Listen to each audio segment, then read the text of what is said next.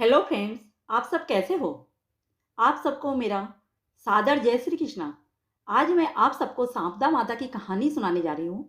तो सब मेरी प्यारी प्यारी माताएं और बहनें चूनर ओढ़कर नथ पहनकर मेहंदी रचे हुए हाथों में गेहूं के दाने लेकर प्रेम पूर्वक बैठ जाएं और कहानी सुने।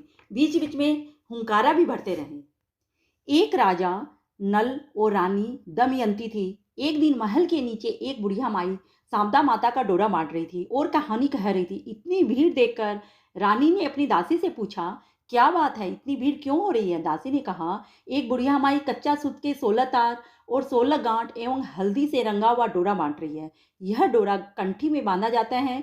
डोरा पहनने वाले के घर अन्न धन एवं लक्ष्मी का निवास होता है।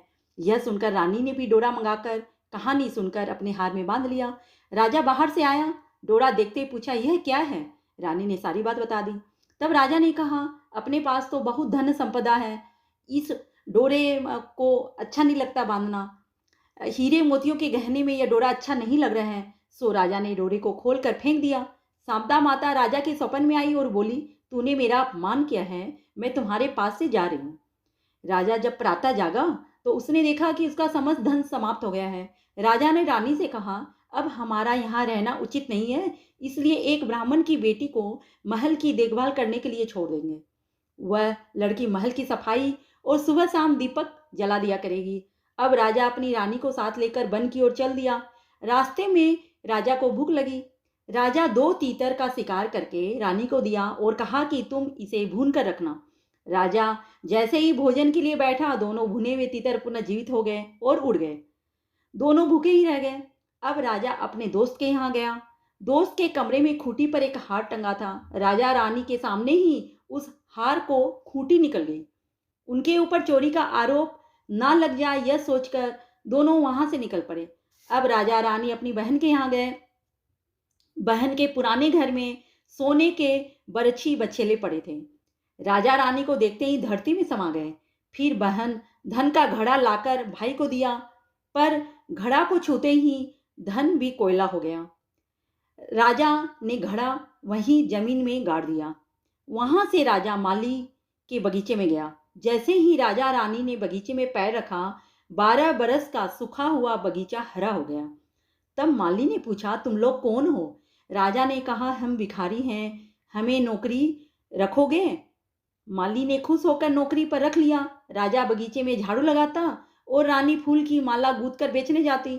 एक दिन रानी ने देखा कि कुछ स्त्रियां सांवदा माता का डोरा ले रही है। यह देखकर उसे पुरानी याद आ गई और उसने डोरा ले लिया। डोरा देखते ही राजा को भी सब याद आ गया। अब फिर से सांवदा माता राजा के स्वप्न में आई और कहा कि मैं तुम्हारे यहाँ वापस आऊंगी। राजा प्रातः उठा और कुएं से जल निकाला तो पहली बार जौ निकले, दूसरी बार हल्दी, तीसरी बार कच्चा सूत निकला। राजा ने ले जाकर वो सभी चीजें रानी को दी। रानी ने विधि विधान से सांवदा माता के डोरे की पूजा की। सांवदा माता की कृपा से धन धान की प्राप्ति हुई और अपने राज्य की ओर चल दिए।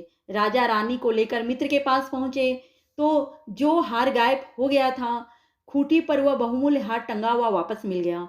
फिर वो बहन के यहाँ गए, मिट्टी से धन का घड़ा निकाला तो उसमें वापस कोयले की जगह धन हो गया और बरछी बछेला भी पुनः धरती से प्रकट हो गए। मार्ग में चलते हुए उसे तालाब के पास पहुंचे तो उन्हें वहीं भुने हुए दोनों तीतर मिल गए। राजा रानी जब महल में पहुंचे तो महल पहले की तरह भव्य हो गया। उनका जो धन कोयला में बदल गया था वह उन्हें पुनः मिल गया। राजा रानी ने जिस ब्राह्मण की पुत्री को महल की देखभाल करने के लिए छोड़ा था, उसे उन्होंने अपनी पुत्री बना लिया। फिर बड़ी धूमधाम से उस लड़की का विवाह आयोजित किया। पुत्री के विवाह के बाद रानी ने शांता माता का उद्यापन किया। उद्यापन में रानी ने हलवा पूरी की रसोई बनाई, 16 ब्राह्मणियों को भोजन कराया और उन्हें 16 वस्तुएं दान में दी। शांता माता की कृपा से राजा रानी के सभी दुखों का नाश हो गया और उनका जीवन खुशियों से भर गया। हाथ जोड़कर वो शांता माता से बोली कि हे शांता माता, आप हमें ऊंचा बड़ा किया, मैं भी आपको ऊंचा बड़ा करूंगी। हे शांता माता, हम सबकी आपसे प्रार्थना है कि जैसा आपने राजा को पहले दिया वैसा किसी को भी मत देना और जैसा राजा को बाद में दिया वैसा सबको देना। कहानी सुनते समय हुंकारे भरते हुए को और कहानी सुनाने वाले के परिवार का कष्ट मिटाना।